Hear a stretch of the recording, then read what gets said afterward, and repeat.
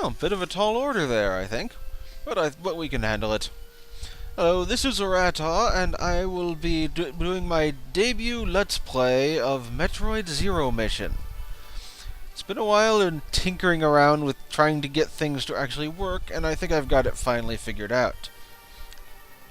So let's give this a shot, shall we? I do own a copy of this game, but I'm going to be emulating it for purposes of not knowing how to actually record off of a DS. We have Samus here giving her opening narration, talking about her past on Planet Zebes. She was apparently raised here by the Chozo after her family was killed by space pirates. I don't know if that was on Zebes or not. In any case, we now get to start off in the place that the Metroid games have always started off in.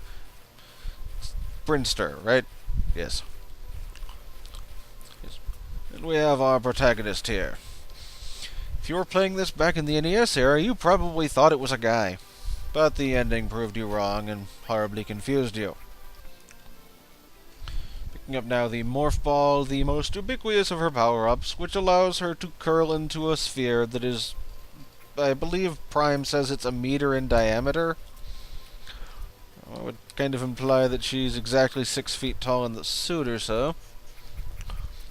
And it also makes one boggle the mind of enemies everywhere.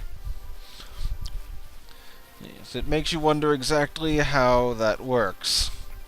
Probably best not to think too hard about it. The space pirates tried to copy it, and there were no survivors.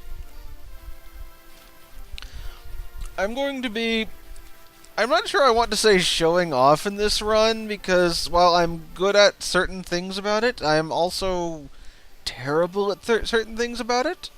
I mean, I can do most of the sequence breaks in the game, but as far as stuff like hard mode 15% completion, that's pretty much beyond me. I have serious trouble with most any form of Ridley, so we're going to be going through here and getting the first notable power-ups in the game, the long beam, missiles, and charged beam. And probably getting hit by every single enemy along the way if I don't pay attention.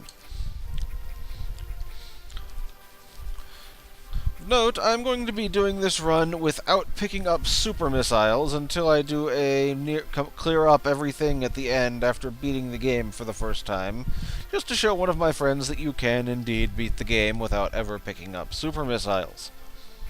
It's not as hard as it sounds, really. I'm going to miss them, but yeah, well. Coming up on the long beam, which is one of the singularly most useful and completely useless items in the game. Lets you shoot your normal beam farther, as the heads-up display will promptly tell us. It also tells us, if we hadn't figured it out by now, that we can fire diagonally. And the statue will happily recharge our health for us. Look at that, we can shoot things on the ceiling now, isn't that amazing? We can also shoot through here, which would have completely trapped us in before. Crafty game. Showing off that diagonal shooting there. And nearly getting hit by that.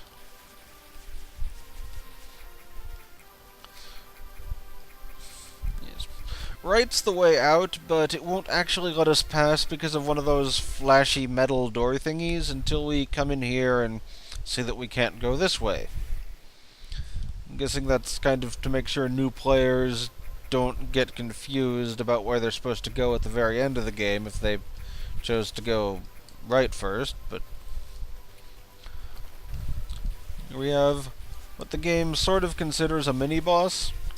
He wouldn't spawn unless we went left, so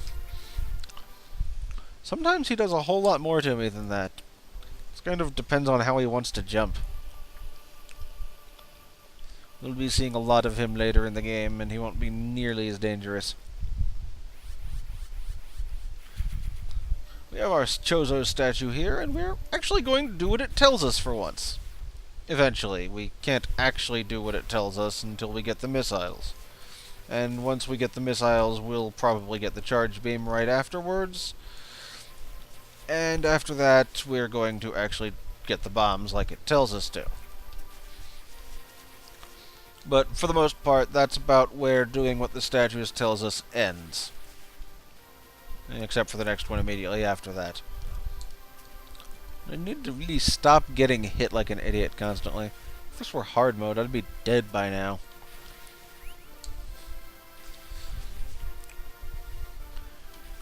Anyway, we have this rumbly earthquake thing. I'm going to assume that is completely safe and not at all a danger to the planet's structure.